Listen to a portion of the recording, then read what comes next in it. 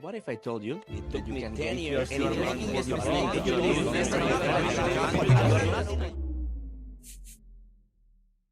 Hello everyone, Bobby here, and this is BTX Elite Podcast.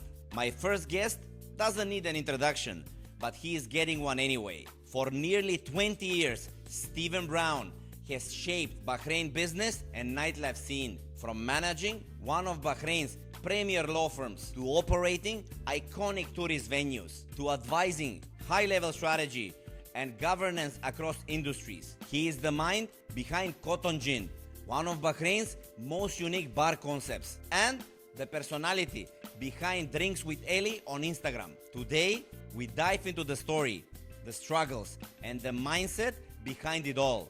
Episode 1 starts right now with Stephen Brown. Welcome, Habibi. Thank you, Bobby. It's a pleasure. Thank you for bringing me onto the show. And I'm excited to talk through what my experience is like in hospitality in Bahrain. And yeah, let's get into it. First thing first, how are you today? I'm feeling great. Just got back from a nice holiday and excited to be back in Bahrain, back to business. You know, it's a nice evening. Glad to be here with you. Let's start with this. Almost 20 years in Bahrain. Many people know you as a high-profile lawyer for more than a decade. What makes you decide to enter the nightlife industry? You know, it was a hard decision, but somehow also an easy one. You know, I enjoy the nightlife. I've spent a lot of time getting to know people in the industry, and I also felt like I was accomplishing what I wanted to do as a lawyer. So when it came time to decide what was going to be my next venture, how I was going to branch out and kind of explore myself as well, entering the bar industry, first as an investor in Escobar and then carrying on to open up the Cotton Gin concept, it just kind of felt natural, and it felt like I could feed something into the market that I love so much. Amazing. Even looks like you are coming from a trial with a perfect suit, elegance, and when you came, I comment on his socks. Really? What a detail. Lovely. I will use that, by the way, in the next, or I don't know which episode, but definitely I will put it as one of my details in my image. Hey, there's always room for personality. It makes a good bar. It makes a good interview. It makes a good consultant. And, you know, it makes a good podcast. So go for it. What was the biggest culture shock when you first arrived in Bahrain, both in life and in business? I mean, 20 years, 18 years ago. I mean, Bahrain's a very different place now than it was then. And so the culture shock that I experienced then had a lot more to do with arriving in a new country. It's the first time I lived outside of my home, outside of the United States. So, you know, it really changes your viewpoint, but at the same time, I like to consider myself well-traveled. Since I've been in Bahrain, I've traveled a lot more as well.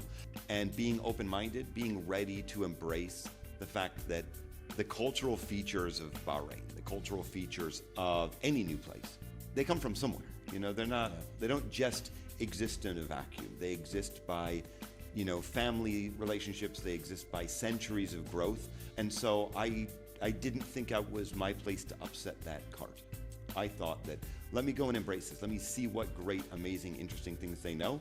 And let me take what knowledge I have and create some kind of hybrid. So I've done that in life. I've done that in business. I've done that with the bar, you know, trying to show off things that make the Cotton Gin and make my investment uniquely Bahraini, but at the same time, really dynamic and cosmopolitan. Really well said. You have built successful bars in a place where nightlife has its own unique rhythm. What has been your biggest challenge running bars in Bahrain specifically? So, the bar scene in Bahrain is very interesting. Like I said, when I first got here, the bar scene, I mean, you had the likes of JJ's, you had, you know, some bars in Jafar, you had Rick's Country Kitchen was in full swing. You didn't have the kind of intriguing or dynamic, more musical or entertainment-based bars that you see now in, you know, all over, and you're seeing them grow and grow. That said, you see a lot of copycats. You see a lot of people doing the same thing, and you see it not just in the bar industry, in the food industry, and even in the law industry, really. But I don't think all of them are successful, to be honest. Even the copycats, yes, they can try it. You can have any brand and just copy another one who is successful doesn't mean that it will be a successful story, right? Oh, definitely not. And in some cases, you cannibalize the other business. So even brands as big and robust as Costa Coffee or Starbucks ended up being cannibalized by lots of coffee shops opening. Exactly. The same thing you see happening in the bar industry, and it's sad to see some stalwart bars kind of falling off because somebody's doing something a little bit more shiny, a little bit more robust, but not necessarily better quality. And sometimes it comes down to price. When I set out to build the Cotton Gin concept, my goal was to create a place that reminded people of something outside of Bahrain, that reminded them of going to London's West End, or going off of Central Park in New York, or heading down to Paris and enjoying a real cocktail bar with a real experience that is not overwhelmed by loud music or an attempt to kind of push people to drink faster and more expensive. And so my concept was setting itself apart as a high-end place to drink and to eat, not as a place that was entirely built on trying to be buzzed and loud. And I think my customers like it, and I think there's a few places that are now trying to follow that model. So it's nice to be the one who's copied. As a customer of Cotton Gin, I believe it's so unique, and not only the music, as you said, it's a place where people can come, relax, and for sure enjoy one of the best cocktails. Absolutely, and it's a nice place where you can sit. It's not too loud. Maybe we should do a podcast there next time. Yeah. Without the music. Yeah, but really, it's a place where you can feel at home and you can feel a community, and you're getting top quality drinks. We don't cut corners. Cutting corners is one of the things that cause some of these bars to fail. They look for chances to save money without realizing that people aren't oblivious. Customers, guests, they see it. They see when your quality goes down. They see when you're using worse spirits. They see when you're underpouring. They see it all. And as many people as think that they can keep people oblivious to this fact, it's not real. People know, and they're aware.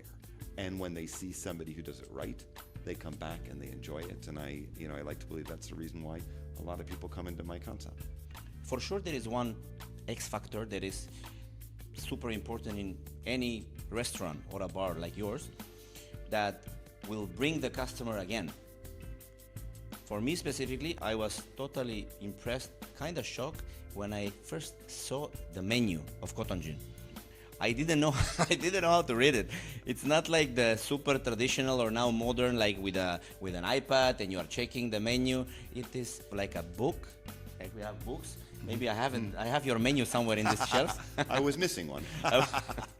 No, I think people want to revert back, and I'll tell you a bit of the story of how I opened the bar. COVID hit us all hard, especially the hospitality industry. It hit the lawyer industry in a different way, but hospitality really suffered.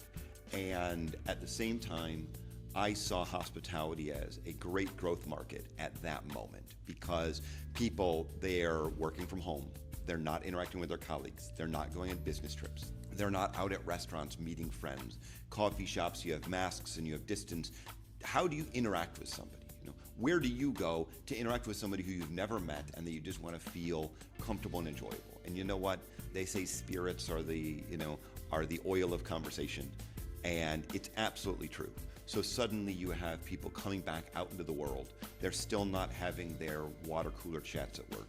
But here's a place where you can talk with somebody. You can cozy up at a bar, start a conversation, you converse with the bartender. Next thing you know, you're talking to the person who's next to you, and you're enjoying and you're comparing the drinks and you're having fun, and you feel a sense of normality that really left us for 2 years. And so understanding that this was a chance to be a breeding ground for that growth out of COVID, and particularly a breeding ground of the growth of conversation. That's why the music is low. That's why the cocktails are nice and well made and made slowly to perfection. And I think it does matter. I think that those kind of things, like grabbing a book, feeling like you're transported to a time before everything was don't touch, don't get close, take a picture, no, wipe down the menus, it can't be, you can't be too careful. Shifting back mattered. And so the menu and a lot of the other features of the bar really emphasize on that ability to feel back to how we all felt before COVID, honestly. When I am in Cotton Gin, I am not motivated to use my phone that much. I don't know, it's the magic of the place. Maybe it's the music, it's the small noises that people are doing and clinking when they're making cheers, and especially the menu, really fantastic. Wonderful. No, I'm glad you like it. It's great.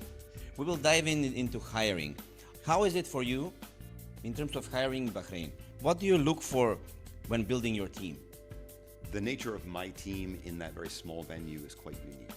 I picked a team by understanding them and understanding how they could interact with guests, how they had the capacity to learn, and how willing and excited they were about the concept. It's unfortunately easy to find people moving around who maybe have the CV that looks great. They've worked their way up, they've hit the deadlines for progression from bar back to bartender, to senior bartender, to bar manager, or from waiter to floor manager to GM. But you can find that people become too focused on either earning the title or earning the money than worrying about making it a great experience. And in some cases, when you see people turning over or changing jobs a lot, it brings out a worrying trend of like, did this person leave because they were so sought after, or did they leave, behind kind of a flaming wreck? We've all seen that. We've all unfortunately had those employees who did, and who you're fighting fires behind them every day. So I've been very lucky. I have had a lot of success. I also, I did hiring in the law firm. I did hiring in the consulting business. So I've had that experience of being able to read people more than just what does their CV say, asking the right questions. As a manager, you need to understand, what are you asking? Right? If all you're asking is whether someone has the skill, everyone can learn in front of an interview how to have the skill, how to look like they have the skill. But when you need to find out if the person has the personality, the nature, the care, the passion for the job, those you have to dig deeper. You have to start interacting more. And then the other side is, if you want to avoid turnover, you need to understand that it's a job. People know it's a job. But people want an enjoyment out of their job that's more than just a salary. So how do you create enjoyment? Some people do it by bonuses, some people do it by staff activities. I'm a hands-on owner. I've always been a hands-on owner. I've always been a hands-on manager of the law firm. So when it comes to things that we're doing, we get together and we do them well. I used to host some parties for people in the hospitality industry, even before I opened up the Cotton Gin. I'd have them over, I'd pick their brains, and in return, they'd have some free drinks at my place, which, I finally had to move all those bottles to the bar, so I didn't drink them all at home. But really, you become hands-on, and you get to learn people, and you get to see the trends in people, and being an active owner matters. I totally agree, and you as an owner, it's so unique that whenever I will go to your place, you are actually in the bar mixing, making cocktails and playing with the bottles, and you are interacting with guests. It's not like a traditional owner, it's like from the back or only watching. You are actually with the people, with your guests, and even in the bar. Definitely. We each have our own story to tell. And owners, just like with this podcast, right? Owners have a story to tell about how they got there. They have a story to tell about what went into building the bar and why they decided to create the venue or the business that they did. Also, I have a very diverse team, right? I've got people from Poland, I've got people from Africa, I've got people from Nepal, I've had people from Russia before. No one from Macedonia? I've been looking, man. I used to have a guy from Serbia, a very nice guy. He's doing well for himself now. Okay. So I'll give him a plug. Go to Nibu's new bar. It's in the terminal building. It's around the corner. Definitely not the same vibe as mine, but stop in for mine for a few cocktails and go catch the party late. But yeah, there's you gain a lot by having a diverse team, and that means when you have a diverse team and not everyone is there, or you as an owner aren't there to also share your story, it's like you're giving somebody a book that's missing a chapter. So why not be there? Why not interact? I have the time, I have the passion, and that passion turns into successful business and happy customers. So that's our goal, right? Speaking about hiring, I would like to ask you, what is one hiring mistake that you will never forget? Strangely, it wasn't an employee, it was hiring a contractor. As you may know, the bar started in one location above the Hash House restaurant and has moved, and we're in the middle floor of Escobar now. And when it came to fitting out the entire venue and trying to create from what it had been, which was just a shell of an upstairs, into the cotton gin that people got to know from the start, it was very difficult to express to the contractor exactly what I wanted to create. And I tried to use a few different people in order to do it, and I relied in part, the contractors were an American guy and an English guy. So I thought, all right, well, we're now in a position, so there's nothing going to be lost in translation between me and them. The problem was that I overestimated their ability to communicate effectively to their people. And so I could communicate to them, and I could draw a picture and explain and really get them to know what they needed, but they couldn't explain it to their people. And so in a way, understanding that hiring somebody and that things becoming lost in translation and figuring out the right way to communicate is key. So I have been lucky to hire people generally with whom I could have very good communication, but I learned a lot about making sure I was hiring people where the communication lines were there because of that experience of trying to build out the bar and constantly struggling to express concepts to the point where, I was in the bar literally holding up pieces of wood and drawing markings on them so that they would cut them to the correct length and that they would fit out pipes properly and they'd run wires where they needed to be. And that was eye-opening, the fact that somebody who specializes in industry is unable to do it. So I took it on myself there, that every time I was hiring, during the interview process, I want to make sure there's a good communication, there's clarity. And then when people aren't communicating well or when they're not understanding it, I expect my people to speak up and say, I'm not understanding, Steve. Tell me what I need to know. I don't get it. Or is it like this? Or give me examples. Find a way to double check that communication. It's a bit like, measure twice, cut once, right? Ask twice, make sure you're right, and then go do it well. And that's huge. Finding the people who know to do that and avoiding the people who are too scared to speak up that they don't understand is a recipe for disaster. I think every opening is quite challenging. As you said, you were even arranging the bar, moving things, but I'm not sure it's good or bad for you only to have a big challenge with the contractors, and you didn't mention anything about your staff. Or maybe we are avoiding that. Well, no, because of that, I chose staff that were very good. Because of that, I understood that when I interviewed staff, which was happening after the construction had started, I was looking for staff where those kind of communication errors that would create problems would not happen. We all have the experiences. We all have staff. They make mistakes or they're acting. The industry's young, right? You're hiring people that are between usually the ages of 18 and 24. I'm 43. I've seen a lot more. I've had a lot more experiences, and you get people, they can be scared of making mistakes. You get people that they are immature, that they don't think about the consequences of their actions, or they try to shortcut without having been through the experiences that you and I have been through, where that way isn't going to work, and it's going to come back to bite you. We are living in a time when it's kind of challenging. Even me, when I'm interviewing now, I am hiring for 3 baristas and 4 waiters. The profiles that I'm getting, okay, the majority have experience, but as you said, it's lacking communicational skills. And I think it's lacking confidence. I absolutely agree. And I also think that, there's a lot of turnover in the industry, but there's a lot of people in the industry that are just looking for the next job, and they've learned how to say the right things, and they've learned how to beat the interview, but not then perform when it comes to being hired. And that's why I said when I look for somebody and I see somebody that's worked at 3, 4, 5 different jobs, all in Bahrain, yes, some things can be nice. Yes, it can be good to have somebody who at least knows the market a bit. But the other side is, if the person knew the market that well, if they were that understanding, they would have grown and they'd have progressed. They wouldn't still be a bar back on their 3rd bar. At that point, it looks more like somebody who is not a good listener, or who might be being inappropriate in terms of money, or being inappropriate in communicating with fellow workers or with guests. You start to understand and you see those things through their CVs. But the other side is, it's very difficult. And as you probably know, Bahrain's a small market. We're very close to Dubai. very good people are poached from Bahrain and end up in Dubai. And so, then you're shuffling through the sand looking for the diamond in the rough, and it's hard to find because once they're found and once they're shined up, they find their chance to go someplace else where there might be some more money, or they feel there's more opportunities, or they just want to try something differently. So it can be difficult, and that comes back to how do you keep your people with you? How do you get your people to be very happy to work for you?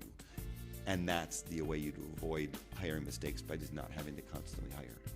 I don't mind the changing of the jobs as long as if they are in a normal time frame. If they are changing every 3 to 6 months, doesn't make sense. Maybe up to 2 years to make a transition to a higher position, I will understand. Yeah, some of them, they can change their job in less than a year. And I'm even asking them why. Like, some of the companies, I even know them. For sure, you know them as well. Oh, yeah. They are very well-known companies, strong companies. But always there is something. Maybe it's the manager, maybe it's the culture, the supervisors. It could be a lot of things. One interesting thing about being kind of around the nightlife, always around Italia, always going out, is that it is rare for me to consider to hire anyone who I haven't gone into their venue, watched them work, seen them interact with their colleagues. I'm very courteous, and I'm in enough bars that people don't think I'm constantly going to the bar just to hire away their staff. And frankly, I'm very courteous to not look to take people away who are in a good spot.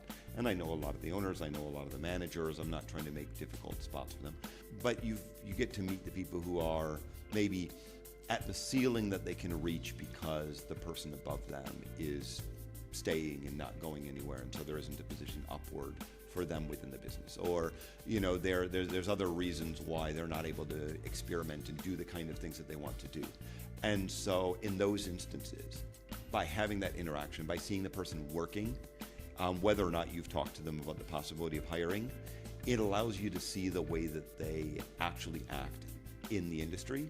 And that way, when you think about working with them in the future, bringing them on, you have a better gauge for who that person is, instead of just relying on an interview or trying to get feedback from other people, because other people are either friends who are going to overly promote them, or even sometimes their existing company.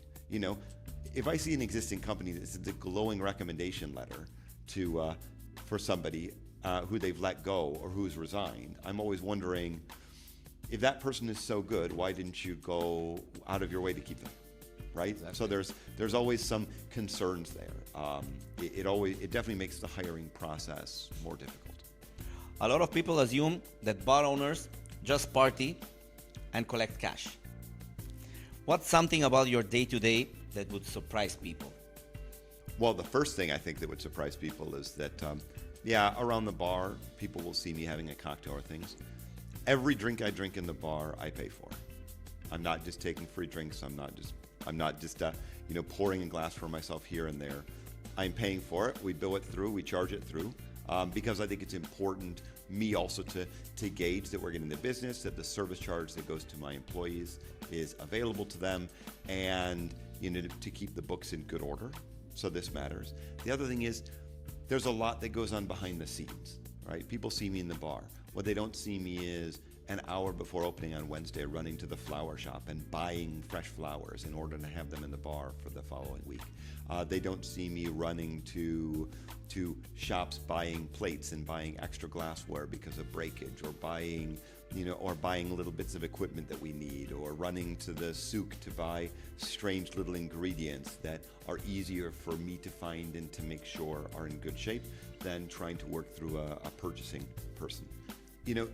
Bars don't make crazy cash. They make good money. Don't get me wrong. I've done well. But my income has traditionally been from the law firm. I built the bar out of money that I had saved and earned working for the law firm, until I was comfortable that I could spend that money in. And then when it comes to making money in the bar, there's a lot of expenses. There's a lot of other costs. There's a lot of other considerations. There's a lot of reinvestment. And not only for my bar, but bars in general, I think, misunderstand this a lot.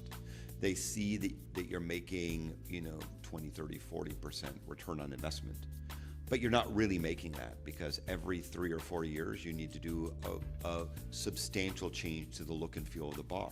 So take half that money, put it in an account, and be ready to use that to go and invest and expand your bar, or increase your concept, or fit more properly, fix up things that are broken or that are starting to look shabby. You have to do that. And very quickly you realize it's not an industry for the faint of heart, and it's not a money churning industry. You have to be ready to face the tough times in order to have success with it. And you have to be able to read through, the trends and figure out a way to continue to embrace and to expand and to get more people in. You have to be ready to spend time and energy to help your bar, even when it's not the newest bar in the street, even when your menu is getting a little bit older, even when your DJ or your performers have moved on to other places in Bahrain or outside. When you see turnover, you have to be ready to weather those storms and keep it as the fun, nice, exciting place to be. And again, when there's copycats, it's harder, because it's harder to differentiate yourself. And thankfully, the Cotton Gin stands alone in that regard. I think your inventory is super clean. Exactly know what is there, what do you have in the bar, in the back. Oh yeah, we run inventory once a month. We're very clean on it, and I have good people. I don't have anybody who's intentionally overpouring, or anybody who's being a bit off with it. This is a difficulty in the industry. There's a lot of it, and sometimes we don't think about it when we're in the industry. When you walk into another bar and somebody's like, "Here, have a shot. It's on the house."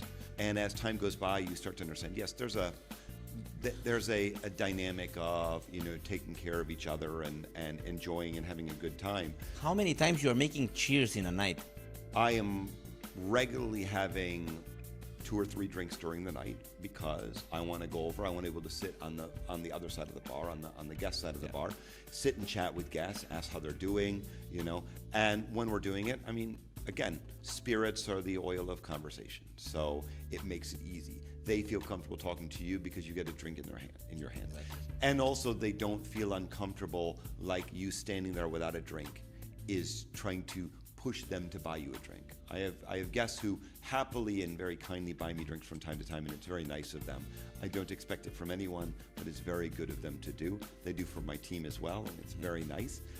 But in reality, I would rather people feel comfortable and not feel like there's this need for me to have a glass if they're chatting. So in order to avoid that, I tend to have a drink around, and that way we can have a conversation. And then other times when it's time for me to get to work and get to the admin and things, I'll go around to the back, or I'll be behind the bar where I'm not going to have a drink, but I can still have the conversation and keep it light and easy. What's your biggest non-negotiable when it comes to customer experience in your venue? Our venue is a people-first venue.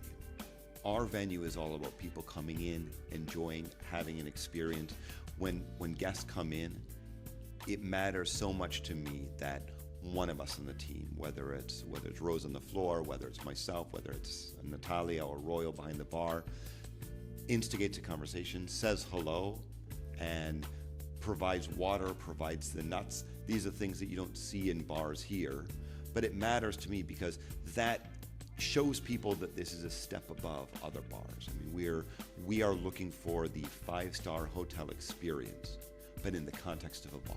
So I want people to feel very comfortable. I want them to feel enjoyment when they come in. I want them to know that when they've made a reservation for a table, the table is ready for them. If they often with a few options of which table they would like to be at, so that they can get the experience that they're looking for. Always love to invite people to come up to the bar, because it's the most kind of social and interactive part of the night. It also allows us to kind of show bottles and talk about what we have. But what really matters to me is that people feel like they are coming in and they're at home. They don't feel like they're trying to be sold something. The experience, in my opinion, sells itself. And so the customer service experience is a part of the overall Cotton Gin experience. Are you taking day off? The bar is closed on Monday and Tuesday, which helps because then I'm not there on Monday and Tuesday. I'm usually in the bar around 4 hours a night. Sometimes I'll step away if I'm unwell or if I have some other work to do with the consulting business. But in general, I'm in there at least 2 to 3 to 4 hours. And then for big events like Martini Monday, I'll be there the whole time. For our brunch, which is a lovely invitation brunch. If you get anybody who messages in your video looking for an invite, let me know. Of course, I will put in the description the bar, how to make a reservation, how to send the percentage. Yeah, exactly. But yeah, you'll see me always at those events, actively involved, actively helping with service, actively interacting. And then in general, and then of course the weekends, it's a bit easier for me to be there. I may go and check the dynamics of other bars around. But I'm in there because I'm also not with the consulting business, my Fridays and Saturdays. So I can more easily be in the bar, interacting and engaging with guests. Going back to your stuff, you have mentored and led a lot of people. What's something you hope every employee who works for you walks away with? I mean, it's almost easier for me to talk about this from the perspective of the law firm than to talk about it from the perspective of the bar. As you may know, I've never in my life been a bartender. Everything I'm doing at the bar, everything that I know has been gleaned by watching carefully and understanding and learning from people. It has not been by being formally trained. The law, a bit different, a little more training in that.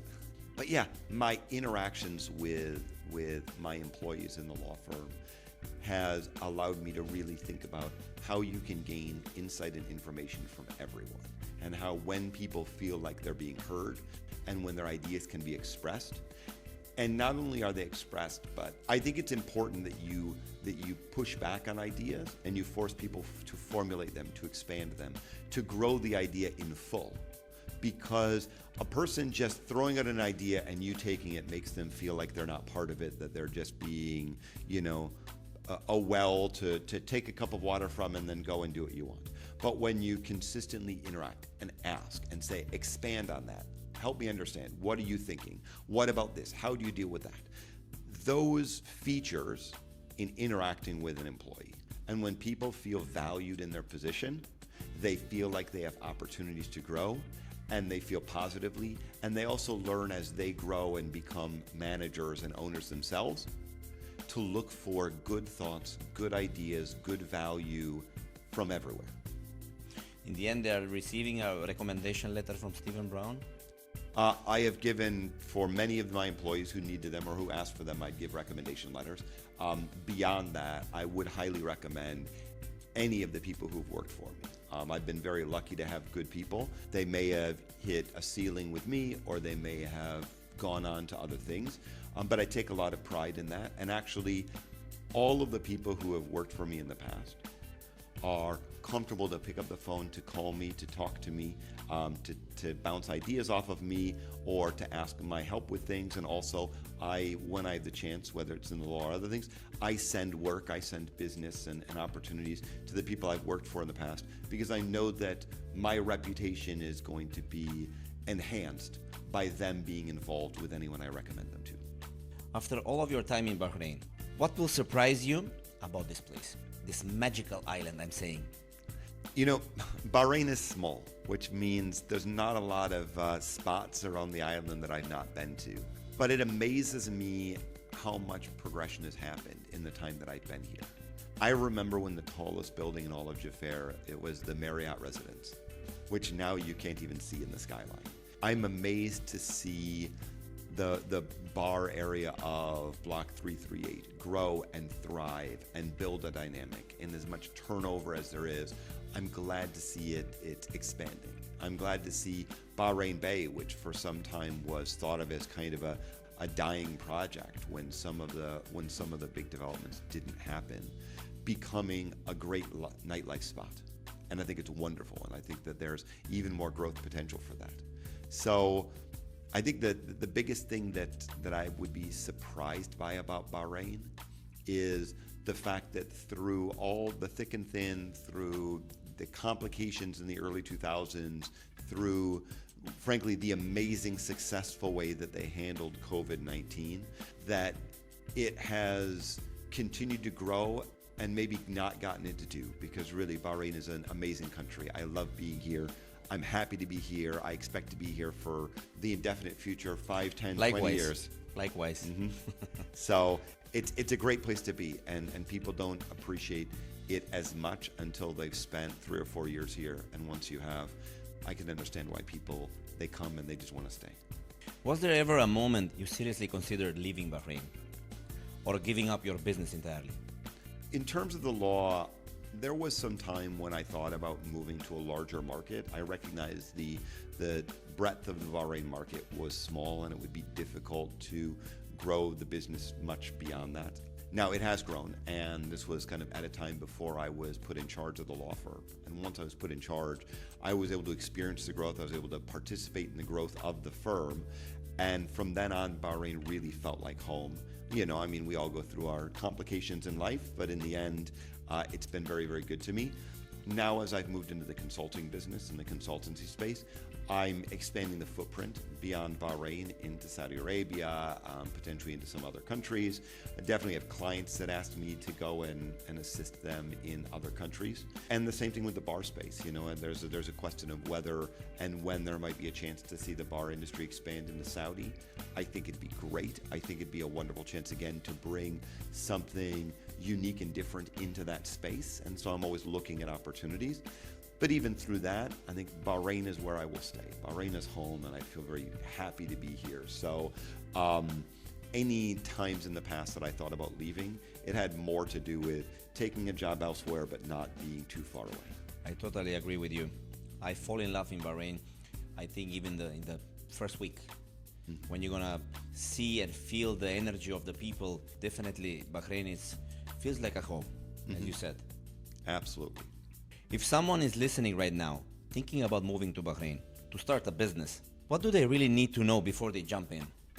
Well, I think there's a couple important things about starting a business in Bahrain, and that is there is a local feel, there is a local dynamic to Bahrain that you need to understand before you just jump into opening a business. There's a lot of business ideas that I've heard that people have thrown to me that they've asked me to invest in or that they've asked me for consulting advice on that, well, very valid and thoughtful ideas in the abstract aren't necessarily aligned with the Bahrain market.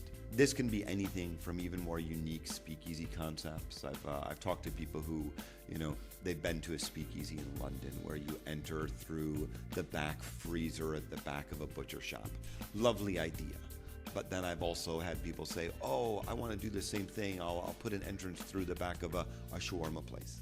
And I'll tell you, for all the interesting thought and idea to it, it's a very difficult regulatory environment to do such a thing. And you have to understand who your customer base is. Are people going to walk in suits and dresses and heels through a smelly shawarma shop to go in the back? I don't think so. Exactly. So they sound great in theory, but once you start putting them into practice, you understand that there's a gap.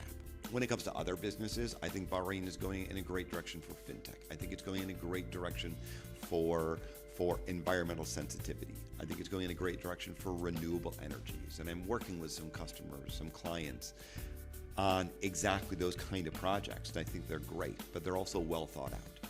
So if you're thinking you're going to move here and you just want to jump straight in, it's a difficult business. In the hospitality business in particular, I would recommend, even if you already have the money saved up to be able to open up something, I would recommend come get a job, get a senior level job in a hotel or in a restaurant, start building a customer base, start seeing the way customers interact, start thinking about the business idea and how it relates to what you see on the ground, and then move into it.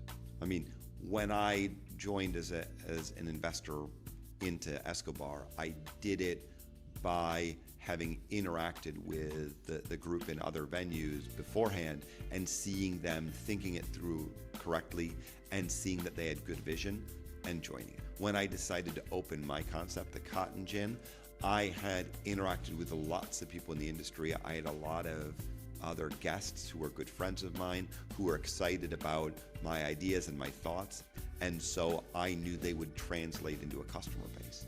It's very hard to open a business when you don't already know the customer base, and there's a lot of well-ingrained, well-entrenched businesses in Bahrain who have the ability to fill in those gaps if they want.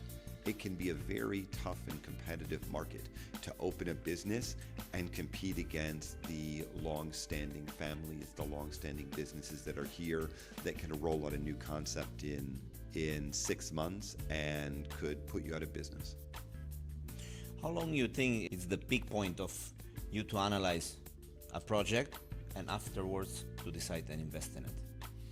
If somebody's coming to me with a project idea and they're looking for me to invest or they're looking for my insight on it, I think that you need around 3 or 4 months minimum to look at the market, to understand the market, to test the hypothetical that you've put together, to test the standards and the approach that you're taking by thinking, is this working? Does this really align with what the market has to say? There are businesses that do good consulting. There are also businesses that are consultants, but they don't necessarily have their ear to the grindstone, as they say. So they don't really know what the market looks like. They're just trying to sell a service and make some quick dinars. So I think if you spend 3 or 4 months, if you go and you visit the competitors, you visit the companies that are doing similar things, you talk to your end users, you talk to your suppliers, and you start to get a better gauge, this is the key amount of time before you make the go, no-go decision. And once you make the decision to go, then things take time. It takes a few months to set up a business. It takes another month to get a license. It can be a longer period than you think it's going to be, and you need to be very careful about people who are selling you the quick and easy route. But, from idea to testing it out from a market perspective, to starting to form the company to operation, you could be operational in 6 to 9 months if you really know what you're trying to get into and you bring around you the right kinds of people. But either way, you are taking risk in the end. And I think the most successful stories are the risk takers. Exactly. It is important, and you have to understand that the risk-reward dynamic, and you have to understand what kind of risks are just inherent in business and what kind of risks you're imposing upon yourself.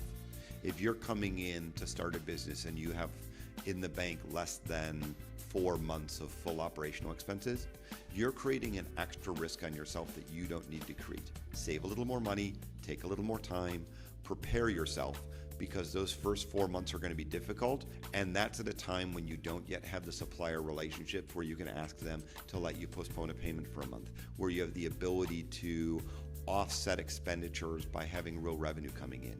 So if you haven't thought that through and you just jump straight in, it's lovely to think, you just need a chip in a chair, but the reality is that you need to be able to weather the kind of storms that exist. And if you don't prepare yourself, if you don't build the retaining wall, if you don't get the life jackets, if you haven't, thought yourself through, you're going to find yourself constantly bailing out water and never moving forward. I think this was a master class for opening a business. A short one, step by step, on what to do and what not to do. But the good thing is, yes, you need to be not only ready and make the full analysis, but the 4 months, I totally agree with that. And afterwards, who knows? Yeah, well, I'll tell you what, that money will stay in your account. If you earn the money to pay your bills and it sits in your account, you're not in worse shape. You're not worse off by having 4 months in your bank account all the time.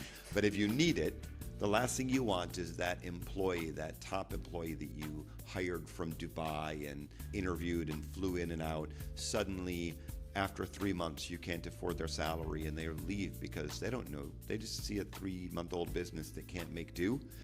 Why are they ready and willing to take the risk to continue with you instead of going and getting a job where they know they're going to get paid? And now all that expense, all that energy, all that effort is down the drain, and you've harmed your own reputation because your business that was built with this great bartender or this great general manager is now operating without them. And if that person was adding the value you think they were to hire them for the salary you chose, then that's lost value that you're experiencing. So once you reach out to the rainy days account, how are you going to adjust once you reach to that point? Let's say for the first month, it's still people are starting to know your brand. So you need to reach out to that rainy days, which is, I think we need to find a different word. No, I think rainy days account. I wouldn't call it a rainy day account. I would say it's an operational needs account, right? Your operation has needs. Those operational needs need to be met. What you can't have is to rely on your daily or weekly or monthly revenue to pay for your operational needs. Your operational needs are your rent, they are your employees, they're your inventory expense. those things you need to have control of, because you can't be in a position where you don't have money. So reaching into that account is expected. If I start a business and I start with 4 to 6 months of operational expenses, I expect in a normal business to go through 2 out of those 4 to 6 months. So 2 months of that I expect to actually see come down, and at the bottom of my account, if everything goes relatively smoothly, I expect to dip down to having 2 operational months left. And at that point, know that I'm in a profit margin going forward, right? Because yeah, you have 2 full operational months, but you're not making nothing in the first month or the second month. So 2 operational months should cover the losses, the 3 or 4 months of losses that you can, of net loss that you can expect to experience in a new business, right? New businesses rarely make profit in the first 4 months, or if they do, it's dubious profit. It's profit that's all built on a buzz, and if you build all of your forecasting based on the profit you make in the first 4 months, then you're going to be sorely disappointed 4 months later when your revenues have fallen off. So I think dipping into the rainy day fund isn't a problem. Now that said, if you've reached the point where you in your account have less than 1 month operational expenditures in place, then you should be seriously considering why that happened, whether there's some serious event that happened, or whether it's because you're not running as effectively as you thought you would, whether you're having increased turnover that you didn't expect, and start to solve those problems. You still have a month, which is really 2 months of real operations of time to rectify those. A lot of business owners that I saw on YouTube, what they're saying pay yourself first. Are you using that game plan, or you are paying yourself last, or maybe even sometimes you're not even paying yourself? Each business is different. In reality, I don't think pay yourself first is ever a good plan.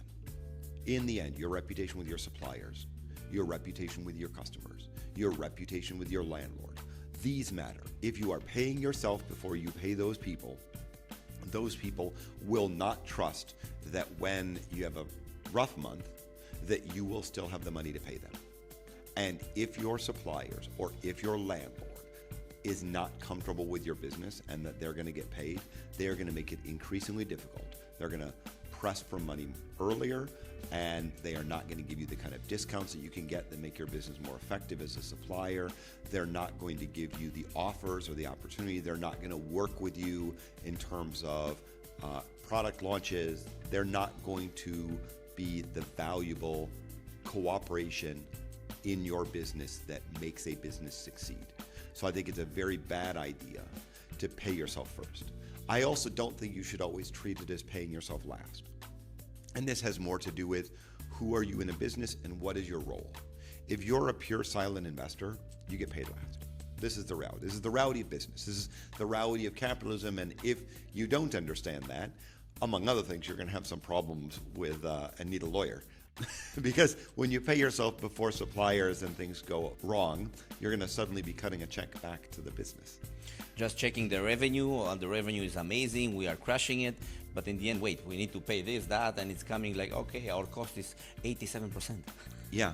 Oh yeah. I mean, you need to be pricing properly. You need to think about how you price, and you need to think about why you can price higher or lower than other businesses, because you're providing a service that it may be very dissimilar than other services.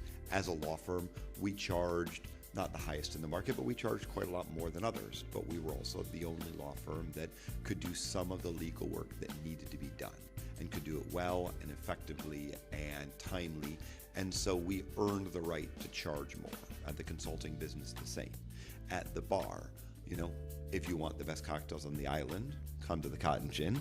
But also, they're not going to cost you 3 dinars, of course, right? But I've never had a customer who primarily was concerned about the price. I had customers who came in, paid full fare for cocktails, and walked away amazed that the drinks only cost that much. I'm not saying no one's ever questioned our prices, of course they have, but the vast majority of people are very satisfied with the product they get for the price that they get, right? If you walk into a Rolls-Royce dealership and think you're gonna get the price of a Toyota Camry, you're gonna walk away without a car, right? But wait, What do you think about the saying, customer is always right? The first kind of mistake in that people have is that they don't understand the full quotation. The customer is always right in matters of taste. If somebody walks into my bar and they want to get a double class azul and they want to drown it in Coca-Cola, that's their prerogative. I'll tell them about the drink. I'll tell them about other ways we prepare it, what they might like. I'll ask about their preferences. I might even suggest for them to have a less expensive drink, because at the end of the day, when they have a good experience with me and they get a check and it's lower than they were worried it's going to be, they're going to have a good experience, and I'm going to be happy to have served them, and they're going to be happy to have been in there. But if that's what you like, that's fine. If you want to wear Gucci shoes out to play football, that's your prerogative. But that's a very different experience than the kind of prototypical Karen who thinks that they should get whatever they want in a restaurant or a shop or anything else just because they're a customer, right? It's a two-way deal. I'm happy to give you amazing service, great drinks, a wonderful experience, and you should be happy to pay the reasonable amount that I'm charging for that. And if the experience you want is something different, then there are any number of places you can go to have that kind of experience, and that's wonderful. I'll still try to tell you why this is a much better experience, why this is the place you want to be.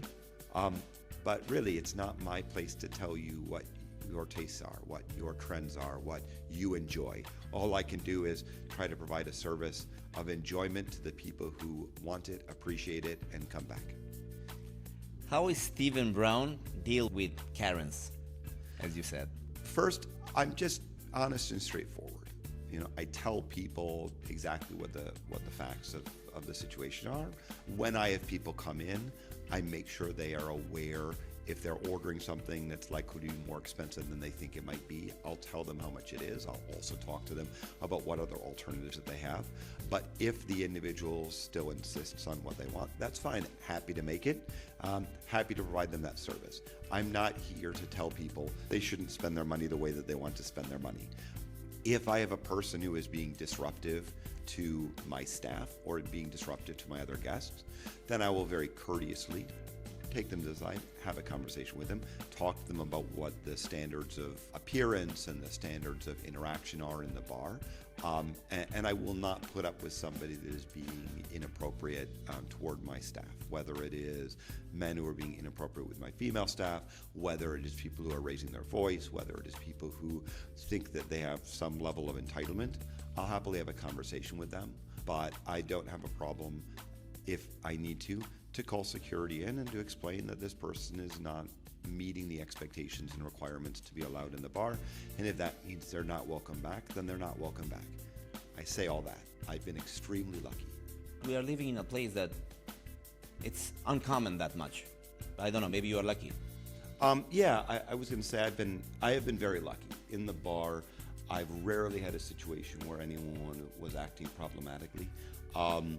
Occasionally down at the door at security, both the old place and the new place, you have people that act out in ways that are quite problematic. Unfortunately, just as it's the oil of conversation, it also can be a recipe for disaster if used too much. And so you get people who show up who are a bit too drunk, not really in a good position to enter in the bar. And luckily, the security is very good at understanding and seeing who those individuals are and making sure that they are managed more effectively. I've had the times that I had to step in, being in charge and be ready to help people to understand that this is just not the day they're going to be there. And it's usually resolved well. It's common that when one or two people start acting out, they may be in a larger group, and other members of the group can be a bit more conscious of the situation and often also care about their own reputation and will therefore step in and avoid it escalating further, whether it's because they want to be able to come back or whether it's because they realize that their friend has acted out of sorts. And so sometimes the community nature of Bahrain makes it a lot easier to de-escalate situations. I hope you still keep my reservation for this coming weekend. It's 10 people, right? Just to be clear. No, it's 15. 15, perfect. Yep, I've got the table already set up. Looking back after 20 years, What are you most proud of? And what is the next chapter for you personally and professionally? I often say this, and it can sound a bit conceited or egotistical, but what I accomplished in the law firm, I take huge pride in. I was put in charge after only a couple of years. I saw it grow, I saw it expand, both in terms of people and the kind of work we did and the kind of transactions we accomplished. And I took pride in being a real source of knowledge, an oracle on matters of Bahrain law, that I was talking with some of the best other lawyers in the country and outside of the country, and was given a great deal of respect and appreciation for what I had learned. In part, having reached where I reached in the law firm is part of the reason why I decided to leave. I mean, I love the people at ASAR. They were very good to me. It was a great experience, but I reached a point where I couldn't grow further in terms of knowledge base because it was constrained by the nature of Bahrain law and the nature of a legal system where you could only learn so much, and there were only certain types of transactions that were ever going to come to the country. And so that was a big part of the reason why I decided to move on, because I'm never satisfied just having achieved a level. I'm always looking for how I can push forward, how I can move upward, how I can continue to enhance myself. So now with the consulting business, I'm in the process of growing that. Opening the Cotton Gin had a lot to do with me feeling a great deal of success, feeling that I could accomplish things even in a field that I didn't have as much experience in, but I could bring my knowledge and I could bring my passion and effort to find success. And I feel like I have, and there's still more new and amazing things coming in the Cotton Gin in the coming months, in the coming years. And the same thing's true in the consulting business. I'm looking at other opportunities in hospitality. I'm looking at other opportunities both in and outside of Bahrain.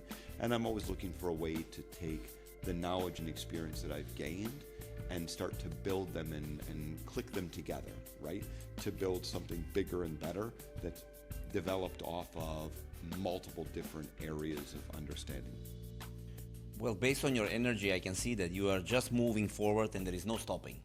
I don't know what are your future projects, but based on your experience until now and your trajectory of just moving forward, actually up, can we expect something new brand upcoming, or is there something that you're not sharing? Well, or you want a sneak peek behind behind the scenes? I've been working on some new projects, some new brand opportunities. As I mentioned, I think Bahrain Bay is doing amazing things. So I'm looking into some opportunities that could be there and that could embrace the next kind of good tourist and nightlife area of Bahrain. But for now, it's early going and just trying to build a solid foundation. But I assure you, the next project, I'll be inviting you to the opening, and we'll be excited and engaged with what we can do and putting it out to social media. It won't be a speakeasy, I'll tell you that. So at least it'll have a bigger footprint than what the Drinks with Eli page and the Cotton Gin Bar looks like. I hope I will get the invite. Oh, you definitely will, Bobby. We are entering the BTX final round. What is Stephen Brown's favorite drink of your menu? So we have a drink called the Aztec Peace Pipe, and it is a twist on a twist on a twist of a Manhattan. How many twists there are? We take a Manhattan, we use mezcal and tequila instead of whiskey. Then we use Amaro Montenegro instead of vermouth, which makes it black, technically. And then we put in a little Benedictine, which is hard to come by in Bahrain. And that makes it in the style of a Bobby Burns. And then for good measure, we put a little bit of pipe tobacco on the outside of the glass. Don't drink the pipe tobacco, but it adds a nice flavor, a nice nose, and it's a strong but fantastic drink. Wonderful drink to start the night, wonderful drink after dinner, wonderful drink to end the night. Just a great all-around drink, and one I'm very, very pleased. And people who like that style of drink have done nothing but rave about it, so it's great. Sounds tasty. Mm-hmm. Oh yeah. Most iconic guest you have served? So we had one guest that came in along with Bahrain Tourism, and they're involved in selecting judges for judging world's 50 best bars. I hope you enjoyed the drink if you're listening, but it would be amazing to have 50 best bars come to Bahrain and see what we're doing, because I think we're doing some amazing things. I've had the chance to go to top 50 bars in lots of different places in the world. I was in San Francisco, I was in Buenos Aires, I've been to Berlin, to London, to Paris, to top bars, and they do amazing things. But I also think that there's some amazing things that exist in Bahrain, including the cotton gin, and it would be fantastic to see some of these international agencies come in and see what kind of things can be done in a small country with some limited options, how we can kind of continue to progress the bar industry and cocktail culture to a new audience. So it would be great to see them, but I was very, very happy to have that individual in who is connected to 50 best bars. And again, hopefully there'll be some judges coming into Bahrain soon. At least you give us some hints, but it was super professional from your side, but not mentioning the person, but for sure he knows already. Oh yeah. What is the best advice you have ever received? I'll tell a story because it's one of my favorites and expresses the way I was raised. My grandfather on my father's side was a machinist, a mechanic. But I mean, machine parts for old cars that you couldn't even make anymore. And when my father was young, they'd go to church, and if anybody ever had a flat tire or needed a jump start or had any problems with their cars, and you're talking, 1950s, 60s, you're talking at times when cars just didn't work for some reason. He'd sit there after church and he'd postpone lunch and he would do whatever work had to be done on that car to make sure the car was fixed and working. And if he couldn't get it working there, he'd drive people home, and he'd come back with his toolkit, he'd fix up their car. And that was the way he raised my father, and that's the way my father raised me. This idea that your time and energy toward good things and taking care of others and giving good people the chance to not just learn from you and see, but see your good deeds matters more than any amount of wealth or any amount of showing off or anything else that you have. And so I carry on that tradition. I respect my grandfather, my father for that. And I think, unfortunately, there are not enough people who really realize that that's the value that you can add to this world. Too many people think that they're being taken advantage of if they're being asked for help with something, instead of realizing that they're being given the opportunity to do good things and to make the world a better place. Thank you for sharing that beautiful story. It was super inspirational. Oh my God. How to go from that to the next one? It's all right. It's all right. What is the go-to spot in Bahrain, but is not your own? Well, first I have to say, bar manager that came with me and spent years with me at the Cotton Gin, Dimitri, he's moved to the Pelican Club. I've had great experiences going there. He's doing interesting, dynamic cocktails there, and it's good to see that tradition continuing and a lot of what we worked on in Bahrain moving there. So I have to say it's a great little place. It's more of a restaurant, not as much just a cocktail bar. But it's a nice place to visit. It's worth going to see up near Harbor Row. Also, Roca, another amazing bar, amazing restaurant. The kind of things that I like isn't necessarily the same as what drives a lot of the market, so I don't tend to go to the louder or more exciting places. I enjoy them from time to time, but I would say those two venues are really where I'd want to go. If I want to have a cocktail on a Monday or Tuesday when we're closed, that's where I want to be. And I'm excited to go to a new place today in the Sheraton. I'll save the name for when I have feedback and tell you how it is in the future. But yeah, I think, and Bahrain's very good. It's dynamic. There is the right vibe for anybody, right? And so if you want karaoke, it's JJ's. If you want a party scene with some live entertainment, it's Nook. There's so many different places to go. And then for the people who aren't necessarily looking for a drink, Osteria Papa is doing amazing things from a restaurant perspective. There's some fantastic places out in Water Garden City. I'd love to go over there and grab myself a coffee, and just check out the vibes and sit down by the beach. So Bahrain is something for everybody, and I'm very happy for the chance to go and explore them all. What's one thing you still want to build? Great question. A complicated question, right? Because in some ways, the fact that I'm always trying to move forward means I'm not necessarily looking for one pinnacle thing to build, to be a part of. But I've long had a dream, and I didn't necessarily see Bahrain as the place for it, but maybe it is, to create a hybrid space that is a combination of artistic zone and wine bar and I wouldn't even say theatrical space, but a space for people to express themselves well, whether it's by music, whether it's by sculpture, whether it's by, wood carving, whether it's by glass blowing. And I've had the chance to see little bits and pieces of places like this in other places. But I think it would be amazing to see a spot where, and to participate and help to create a spot that is sort of kind of an open warehouse style of place with a kiln where people can learn glass blowing, where they can go in and try their hand at it and do it, and where professional glass blowers could come in and make their own products and have them for sale. And somebody who wants to do woodworking, whether it's making beautiful tables or things, or whether it's doing carving in kind of Native American or or Icelandic kind of concepts, or whether it's somebody who wants to do metalwork and wants to create a real artistic space, photography studios, painting studios. I think there's room for this. I think people are moving further and further in the direction of artistic expression. I think there's a pushback in some respects against kind of like the AI generated thing, to be able to make something yourself, to build it yourself.